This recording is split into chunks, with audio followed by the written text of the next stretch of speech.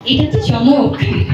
আজকে যদি বলে দেই ঢাকার ভাষার কথা তাহলে কিভাবে হবে? এটার জন্য আসলে একটু আমার মনে হয় ওয়েট করতে হবে, বড় পর্দায় গিয়ে দেখতে হবে এবং তার বাইরেও তো দেখা হবে সবার সাথে।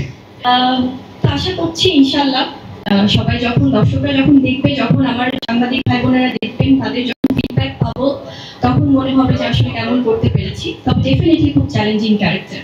আসলে সবই আপনাদের ভালোবাসায়, সবকিছু সোশ্যাল মিডিয়া হোক বা আমাদের সিনেমা হোক। আগেই বলছিলাম অনেকদিন পরে প্রিয় মুখগুলো দেখে খুবই ভালো লাগছে। মানে চলচ্চিত্র তো আমার আরেকটা পরিবার, তো যখনই দেখা হয় খুব আপন লাগে। তার বাইরেও খুব মিস করি, বাট সম্ভব হয় না সবসময় দেখা করার। ভীষণ ভালো লাগছে। আর আজকে নতুন সিনেমা মহরতের মাধ্যমে সবার সাথে দেখা হলো, খুব ভালো লাগছে আসলে। যেটা আপনি বলছিলেন যে নতুন চলচ্চিত্রে নিজেকে সম্পৃক্ত করতে পেরে। ঢাকায় দেবদাস ডেফিনেটলি খুব দারুণ একটি চলচ্চিত্র হতে যাচ্ছে, একটি ভিন্ন চলচ্চিত্র হতে যাচ্ছে যেটা দর্শককে বিনোদিত করবে। এবং আমার মনে হয় যে দর্শকরা আসলে যে আগ্রহ নিয়ে অলরেডি আছেন নামটি শুনে, সেখান থেকে আমরা অবশ্যই পুরো টিম চেষ্টা করবো সেই এক্সপেকটেশন ফুলফিল করার জন্য। আমরা তো এর আগে কয়েকটি প্রজেক্ট একসাথে করেছি এবং সেখান থেকে বলবো যে ইজ ভেরি পটেনশিয়াল। কারণ কো অ্যাক্টর বা সহশিল্পী হোক বা অন্যান্য শিল্পীরা যারাই থাকুক সিনেমাতে, এটা অ্যাজ আ টিম খুব ম্যাটার করে। তো সেখান থেকে খুব ভালো লাগছে যে আমরা আবার আরেকটি প্রজেক্ট করছি একসাথে এবং এখানে আরো অনেক বিজ্ঞ অভিনয় শিল্পীরা রয়েছেন। তো আমার মনে হয় দর্শকরা নতুন করে আসলে আমাদেরকে আবার দেখবেন। যে কোনো সিনেমার আগে প্রস্তুতি অবশ্যই নেওয়াটা খুব প্রয়োজন অ্যাজ এন আর্টিস্ট। তবে যখন কোনো রিচুয়াল, কোনো হেরিটেজ, কোনো ট্র্যাডিশন, কোনো অঞ্চল ভিত্তিক সিনেমা হয় তখন কিন্তু প্রস্তুতিটা আরো বেশি হয়। তো সেখান থেকে আমার মনে হয় যে একজন ঢাকাইয়া মেয়ে হিসেবে যখন আমি নিজেকে উপস্থাপন করতে যাব দর্শকদের সামনে, আমার শতভাগ চেষ্টা থাকবে যেন সবাই ঢাকাইয়া বুবলিকেই দেখে, বা যেটাই আমার থাকবে ক্যারেক্টারের নাম। তো সেখান থেকে আমার 100% ডেডিকেশন আমি রাখবো এবং আমার টিম তো আছে, আমাকে সহযোগিতা করছেন তারা ইতিমধ্যে।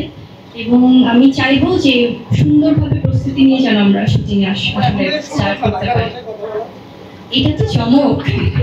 আজকে যদি বলে দেই ঢাকার ভাষার কথা তাহলে কিভাবে হবে? এটার জন্য আসলে একটু আমার মনে হয় ওয়েট করতে হবে, বড় পর্দায় গিয়ে দেখতে হবে এবং তার বাইরেও তো দেখা হবে সবার সাথে।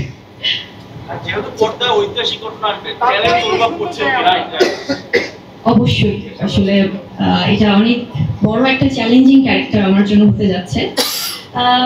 তো আশা করছি ইনশাল্লাহ সবাই দর্শকরা যখন দেখবে, যখন আমার সাংবাদিক ভাই বোনেরা দেখবেন, তাদের যখন ফিডব্যাক পাবো তখন মনে হবে যে আসলে কেমন করতে পেরেছি। তবে ডেফিনেটলি খুব চ্যালেঞ্জিং ক্যারেক্টার। আসলে শাকিব বুবলি জুটি বরাবরই দর্শকদের পছন্দের। আপনি যেটি বলছিলেন যে জনপ্রিয় একটি জুটি, তো সেখান থেকে দর্শকদের ভালোবাসা সবসময় ছিল, আছে এবং থাকবে।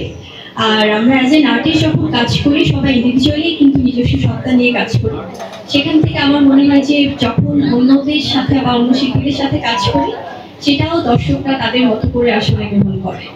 তো এটাই। আর আমার মনে হয় যে শিল্পীদের সবার নিজস্ব একটা সত্তা থাকে, সেখানে অন্য কিছু ম্যাটার করে না। আর যখন আমাদের বিজ্ঞ পরিচালক জাহিদ স্যার আমাকে বলছিলেন যে এটাও কিন্তু ঢাকার সংস্কৃতির সাথে সম্পৃক্ত, দেবদাস শব্দটা, এটা স্যার ভালো বলতে পারবেন অবশ্যই, বাট তারপর যেহেতু প্রশ্নটি আমার কাছে এসছে আমি বলি। কারণ ওখানে কোথাও একটা ব্যাপার আছে যে যারা প্রেম ঘটিত বা ভালোবাসা ঘটিত কোনো ব্যাপারে সবাই কিন্তু ইটস নট যে আসলে আমাদের এটা হয়তো ঔপন্যাসিক ব্যাপার বা ইতিহাসে এসছে যে ব্যর্থ প্রেমিক মানেই দেবদাস নাম, কিন্তু ওখানে কিন্তু ভালোবাসায় পড়লে বা প্রেমে পড়লেও কিন্তু একটা ব্যাপার আছে যে ঢাকাইয়া দেবদাস, মানে ঢাকায় একটা প্রচলিত ব্যাপার আছে যে দেবদাস বলে।